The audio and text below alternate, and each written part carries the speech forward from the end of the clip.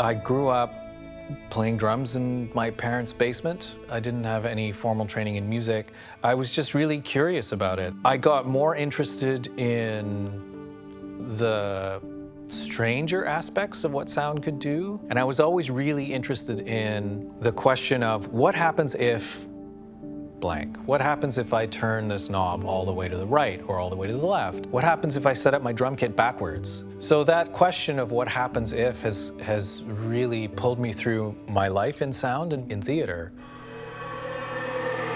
Awesome. Okay. So drone.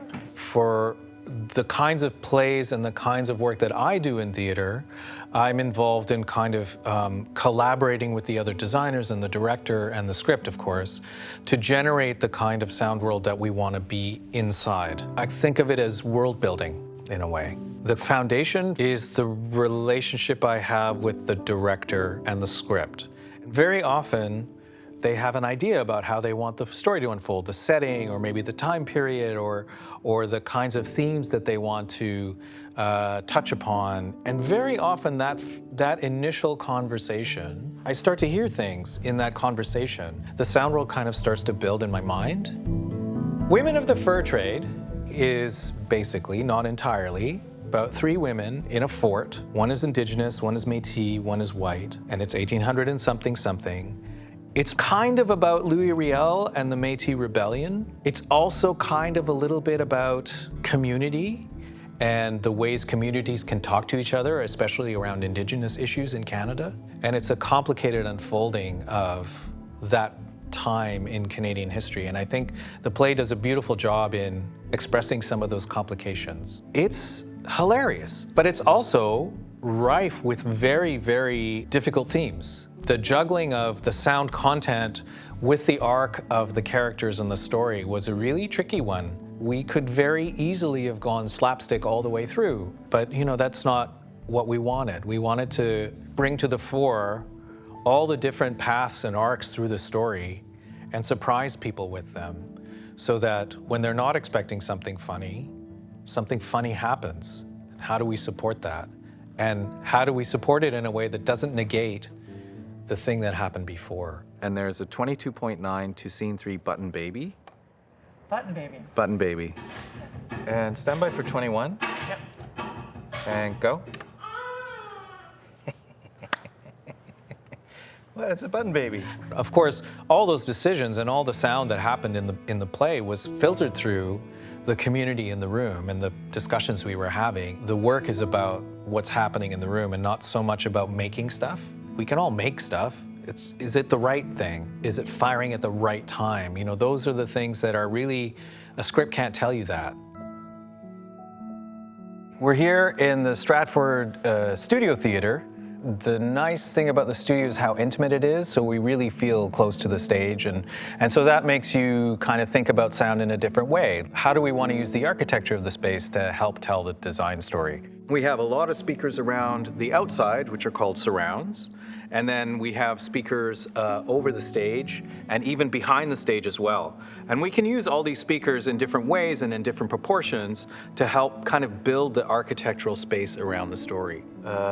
And that is mostly ceiling, and then maybe the doors and upstage center. When I play a sound cue, I might want some of the sound cue to kind of be over the stage and some of it to kind of be out a little bit. Or I might want it to come from a very specific location. I mean, it's not coming from the mechanism. No. So we should just make it super fake. Let's just put it everywhere. And that tension between that location on stage and this location inside is the tension that's always really fun to play with and something that I try to navigate as I tell the story of the play. Getting out of the way is the #1 job.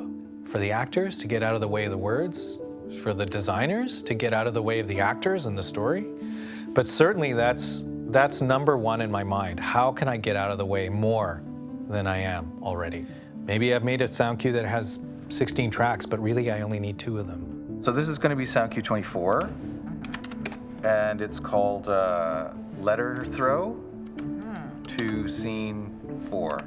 So in the script it says, you know, the women are talking. Suddenly a letter falls into somebody's lap. And I was just kind of like, it was my first read. And I was skimming through the script. I really wasn't reading the text. I wasn't reading the story. I wasn't reading the comedy. I was just kind of going, a letter drops. And as you see in the stage direction, it's like, oh, that's probably a sound cue. So I made all these letter drop sound cues that were really like so wrong, because they were like, this thing would happen, and then we'd have all these, like, you'd hear horses and paper, and then it would stop, and we have this thing when it stopped. It totally wasn't that at all. It was just like, this letter just drops. It's like, let's drop the letter. We don't have to make a big deal out of it. All the stuff I built is completely wrong. And so that was like, okay, it's wrong. You throw it out. And that's part of it too, right? Like to go, nope, that's wrong, moving on. Okay, I don't know if this is gonna work. Okay. I don't think it will, but let's see. I feel like it's this constant process of failure where you're trying to achieve something, the thing doesn't happen, but something else happens, and then you can follow that path.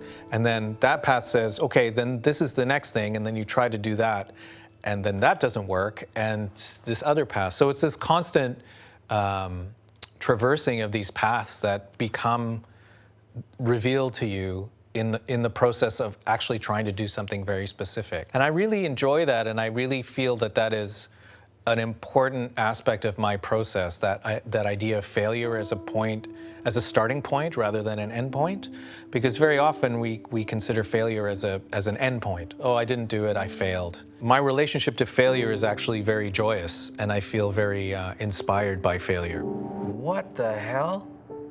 That's my button? Yes. That's crazy. Hang on, I gotta find that out. Don't put this in the video. The most important thing is to find the thing that keeps you curious. I think I have never once been let down by sound. Working with sound has always been an inspiring mystery, I guess. And every time I do something, there's always like some kind of mysterious thing that I want to uncover. If there's something that keeps you curious, or if something is mysterious and it keeps being mysterious, I think that's a good sign.